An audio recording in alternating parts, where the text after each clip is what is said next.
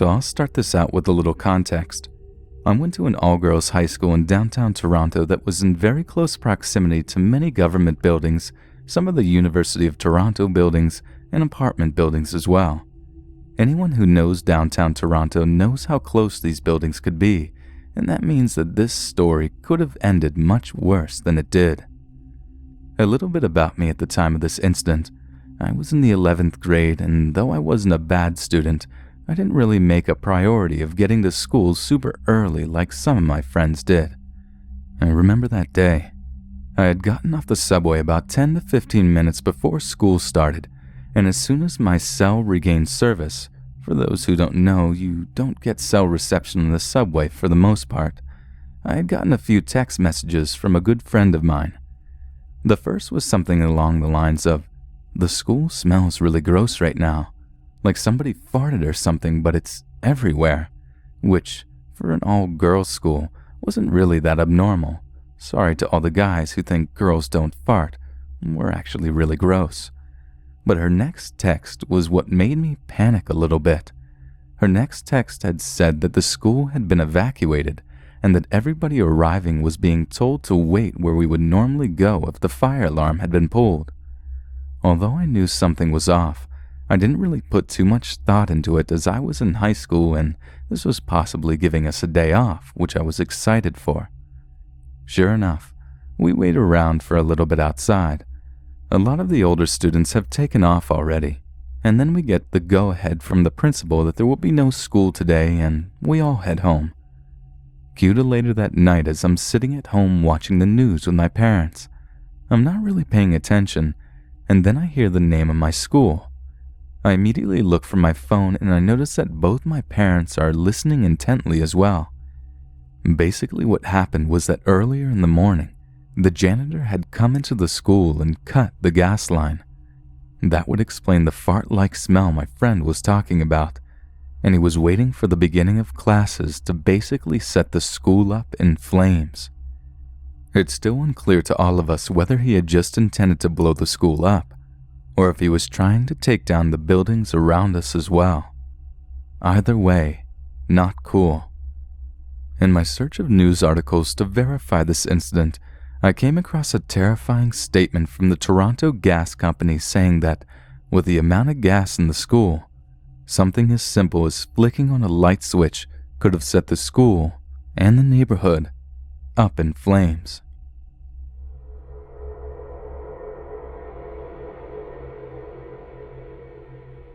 I was a really awkward freshman.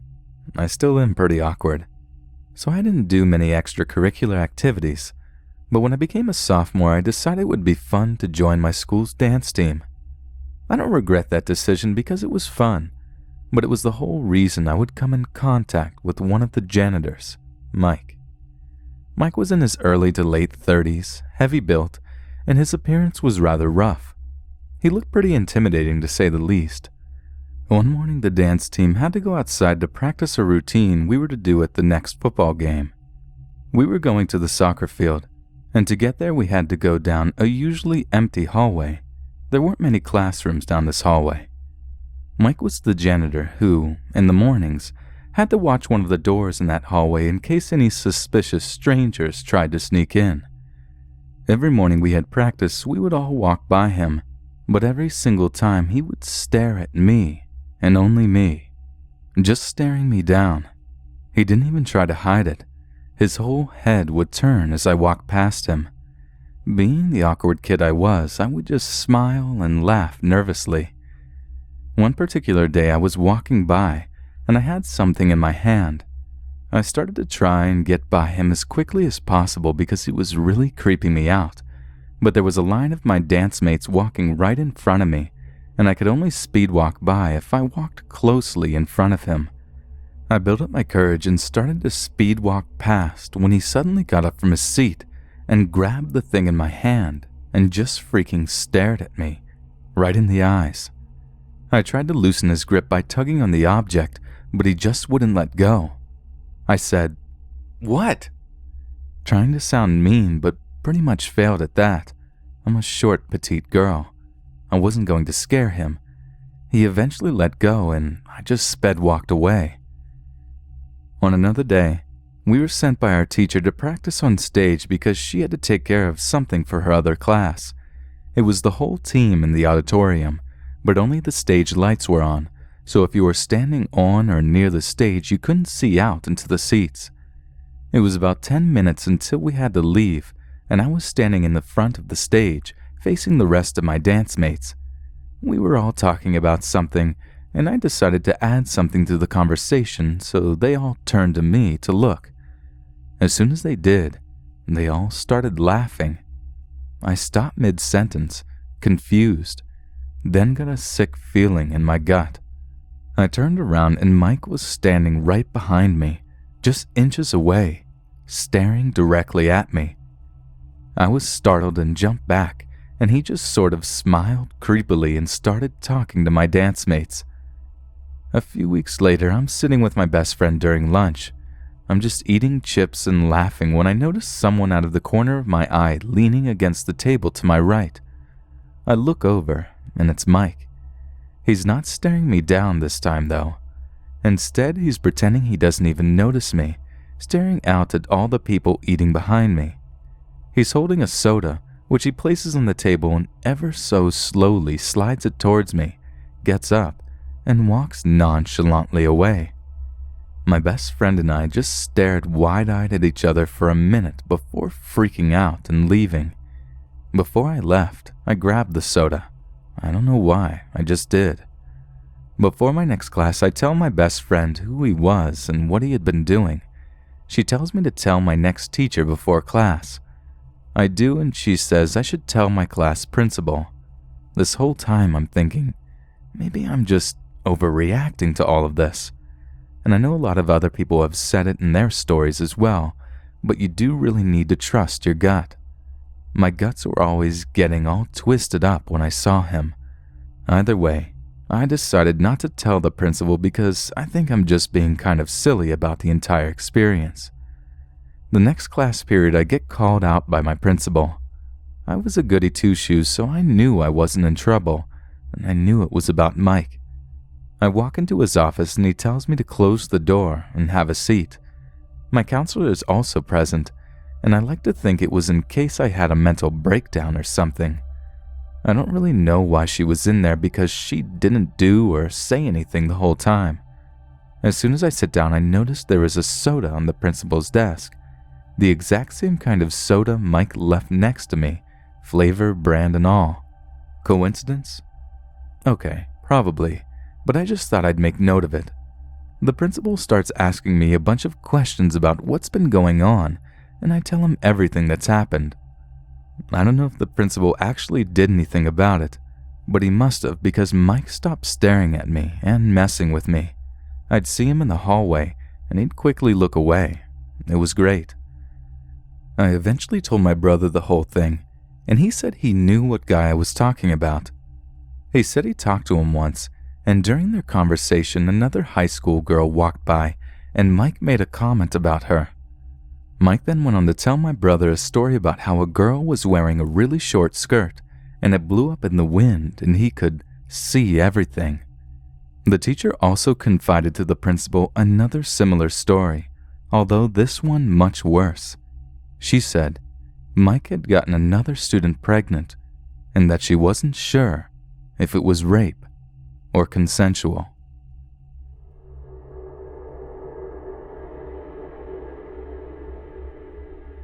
When my grandfather was younger, he became the principal of an elementary school. He was in his late 20s, early 30s at the time, and despite being young, he was a born leader. He was a great principal and everyone loved him. I can attest to that as I attended multiple award ceremonies for him, and the respect and admiration he received was crazy. There was a young boy at the school who was having behavioral issues in class, and my grandfather saw that the kid didn't have a lot of parental support. So he called in his father and had talked with him about spending more time with his son and just a general parenting session. It turned out that all the boy needed was his dad's attention, and after a few weeks, he was a happy model student. Whenever my grandfather would leave school late, he would see the dad was playing basketball with his son after he got home from work. It was one of those moments that he took pride in being able to make a difference in people's lives. However, not everything had such an easy solution, and my grandfather found himself having to deal with an employee, Stanley the janitor, who was showing up to work drunk. Stanley was an alcoholic with a mean streak, and my grandfather tried on multiple occasions to deal with his behavior.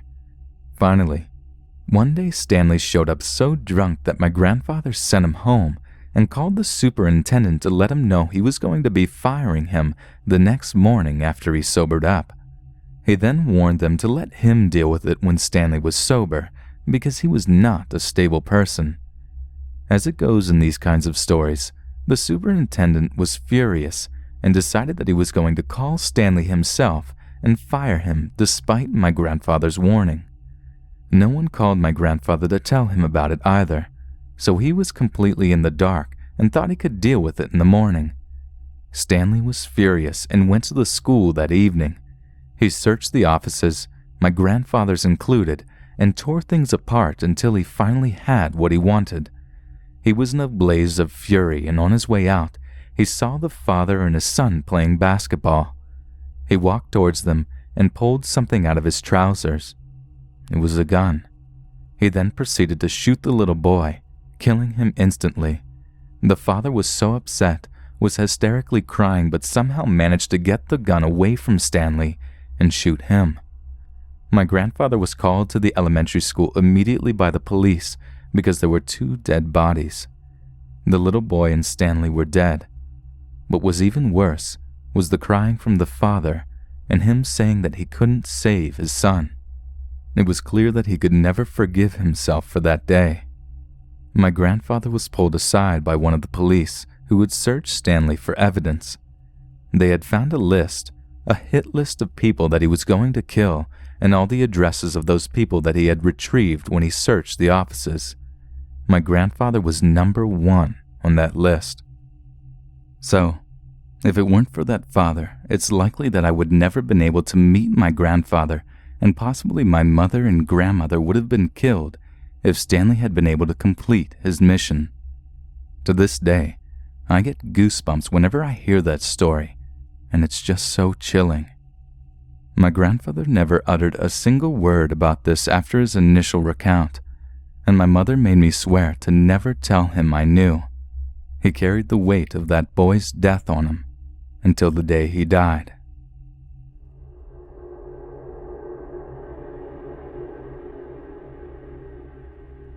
This one time I was at work in the mall after my shift ended, and I walked down the hallway to go outside to my car.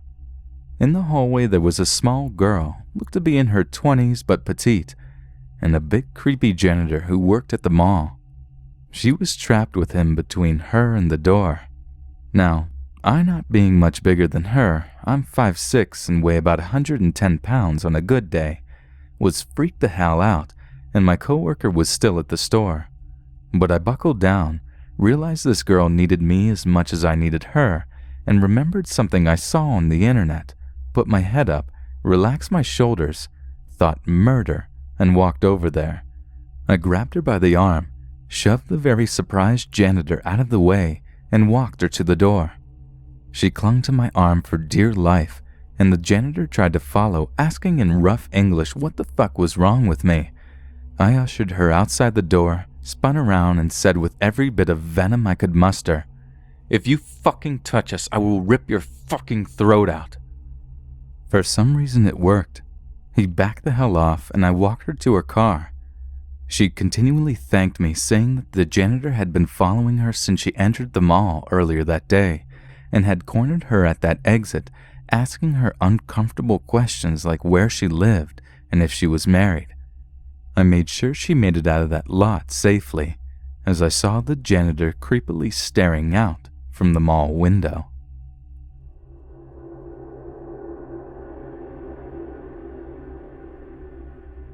I was a junior at a small college and majoring in sociology. I had most of my core classes in the same building, a really old single-story building that they tore down a few years after I graduated. There was a janitor that was always in the same building. Seriously, morning class, evening class, he was always there.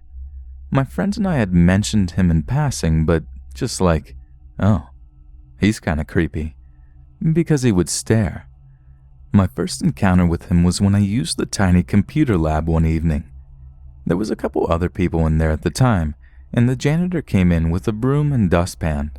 He started sweeping, but in a kind of nonchalant way, like he was just looking for an excuse to be there.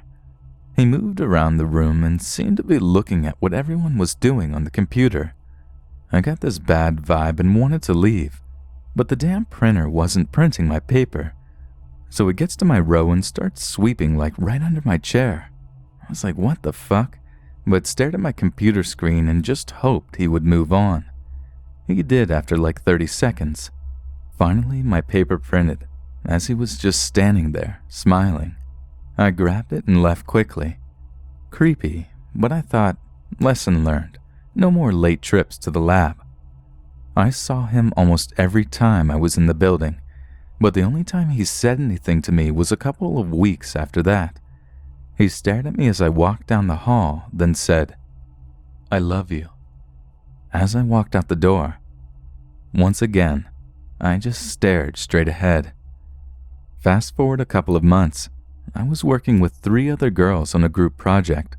We all had jobs in addition to classes, so our professor let us use one of the classrooms at night to work on the project.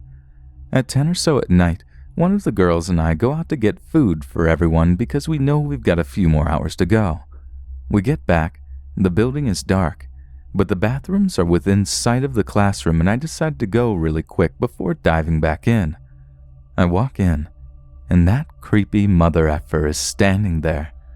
Just standing there in the girls' bathroom, and he's just staring at me with a smile. Even thinking about it now, I want to barf. But I turned and ran back to the room. We closed the door and called campus security. The campus cop shows up and looks around the building and is like, "There's no one here." He looks at me like I'm making it up. So the other girls want to stay and keep working, but I'm pretty sure we're all going to get murdered at this point and just want to leave. They convince me to stay. I wish I had the attitude then that I have now and went with my gut. The cop leaves. We get back to work. An hour passes. We hear one of the heavy doors open, going out of the building. The girl closest to the classroom door looks out, and the janitor is there, and he says, "You look really beautiful tonight." She shuts the door and starts freaking out. We call campus security, but the janitor knocks on the door. We're all kind of panicking, like should we pry open the windows and crawl out, make a run for it? Try to overpower him? He says something on the other side of the door, but we can't understand it very well. We decide 4 against 1 is good odds, so we gather our stuff, we open the door, and he is at the water fountain. He says, "I love you." And we just run. We meet campus security in the parking lot. They won't file a report or take a complaint because nothing happened. On a side note, campus security went down on an internal investigation the following year and all new staff was hired, new policy, etc. So we still had to see this guy around the building, but we were all pretty traumatized. I was close with a woman who worked in student affairs and told her about him, and she was like, they all knew he was creepy, but he'd never actually touched anyone, so they couldn't do anything about it. It still pisses me off that this guy got away with stalking and freaking all of us out.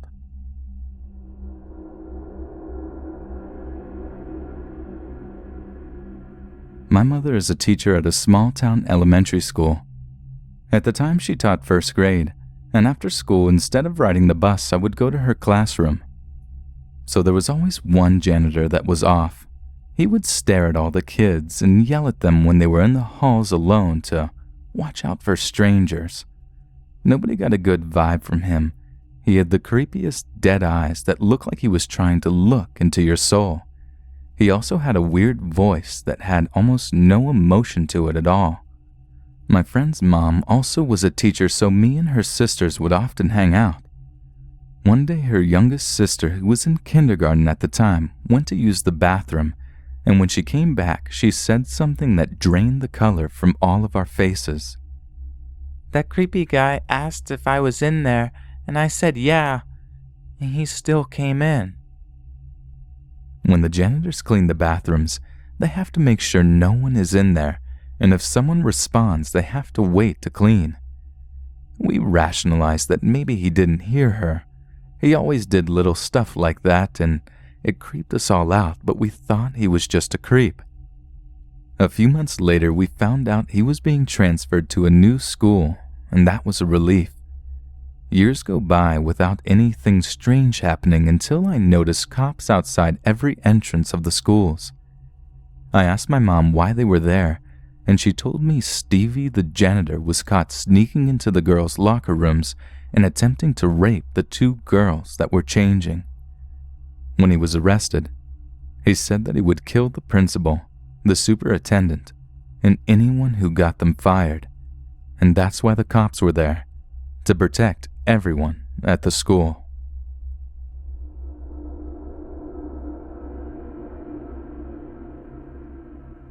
I'm still shaken up. This just happened to my friend, Aaron, and I this afternoon. Usually, stories like this take place in a dark alley or in the creepy setting of some deserted place. But no, not this time. I don't even feel safe anymore. I just moved to college. I'm 8 hours away from home. I'm sitting in my dorm room, still shaking. I want to cry. For fuck's sake, I've only been on campus for 5 days. Okay, sorry for the rant, I'm just in shock. Today, my friend and Aaron and I had some downtime, so we decided that we would explore the campus and find all of our classes for the coming Monday, so we knew where they were. It was around 7 p.m., but not dark. The sun was getting low in the sky, but it was a nice evening. People were out walking. Construction guys were still working, because it was so cool out, which is really unusual for an August day in the rural American South. Aaron and I go to map out his schedule. He's a computer science engineering major, so we had to go to this huge chemistry building to find his chem lecture hall. The first building we went to was a failed attempt. It was the wrong place. We walked across the street to another building, which opened up into this huge auditorium-looking place. It was dead inside, probably because it was 7 p.m. during the summer still, but it was still unlocked to us. It was eerily silent inside. Too quiet. Aaron and I walked around, looking for someone to help us find his chemistry class. There was a guy in a janitor's uniform sitting near the rear exit of the place. When he saw us come in, he sorta stiffened. He sat bolt right up, eyes wide, and came toward us with rigid movements. I looked at Aaron, freaking the fuck out, but he was oblivious. He proceeded to ask the guy if he knew where the appropriate building was, and the janitor guy told him, with his eyes still wide as saucers. He talked in a thick accent that made it hard for me to understand him. As he told Aaron where the building was, I saw the door behind the janitor slowly creep open. It made no sound, but I saw another guy in a janitor uniform standing in a crowded utility closet. I almost shat myself. I still don't know why he was in there, but Aaron saw him, and that was enough for him. We quickly thanked the guy and left. We followed the man's instructions because they were leading us in the right direction. We saw the huge chemistry building, took a left, expecting to go to the entrance, but were instead directed into a shady-looking backlot that seemed to be very much out of the way. That's when I hear a heavy voice about 50 yards to my left. "You lost?"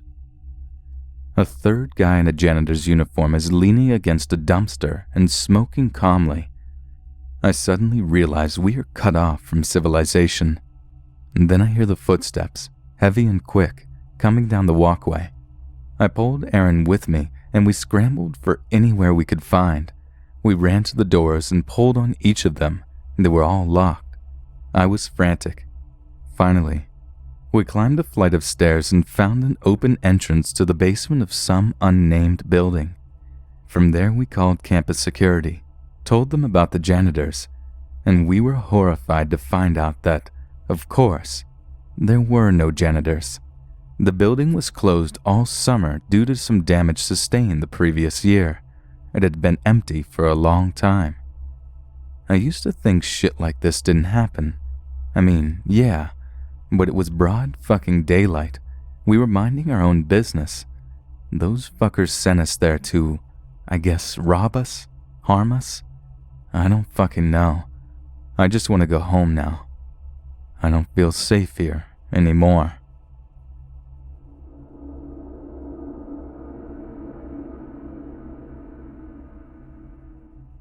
I attended a family reunion recently and saw a distant cousin of mine, early to mid-20s, and he told me a story about an experience he had during his third year of high school.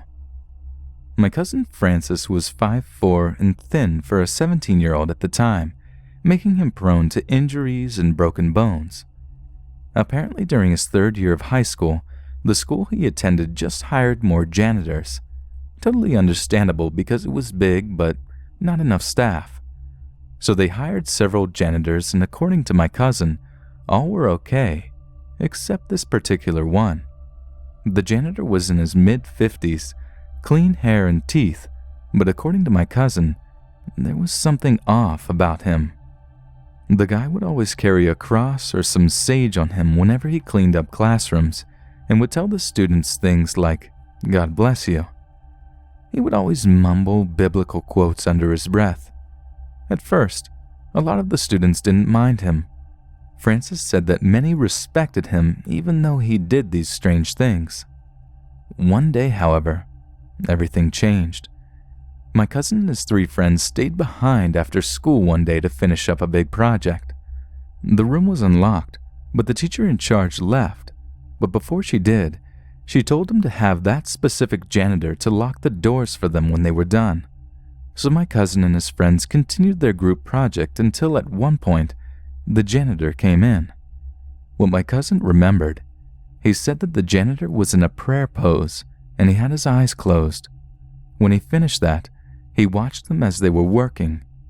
After 10 to 15 minutes of staring at them, he offered to lead a religious sermon. My cousin said no because they had to finish their project. Apparently, he didn't hear the no and decided to begin his sermon by saying that Francis and his friends are going to hell because they didn't want to hear the word of God. The group was already frustrated because this project was worth 25% of their grade, so they politely told him to leave. They say that the janitor got angry as hell and just lost it. He basically ran towards my cousin and punched him in the face, knocking him down to the floor. Apparently, the janitor was strong as hell and placed all of his weight on top of Francis. His friends tried to pry the janitor off of him because he had his hands around Francis's throat. As he's choking the life out of my cousin, he's yelling, "You devil! You will burn in hell for eternity!" Francis is wheezing and basically borderline unconscious, causing panic for his friends. I guess someone heard him because another janitor came in, a female. She came in with a broom and beat him with it to push him off of my cousin. The janitor gets pushed off and gives Francis enough time to be pulled away by his friends and carried off to the hallway. The female janitor calls for backup, and long story short, the principal gets the police and the paramedics involved. The janitor was screaming religious stuff as he was carried out by the officers. It turns out that the janitor dislocated my cousin's shoulder and seriously bruised his neck and ribs. Francis stayed in the hospital for a number of days. That whole experience gave Francis trauma, and he had to go to therapy for a few months. In the end, the female janitor was awarded for saving my cousin, and what Francis told me, the janitor was serving a 15-year sentence for past crimes. Francis still stayed at the school and eventually graduated, still living around the area. He promises never to return to that school again.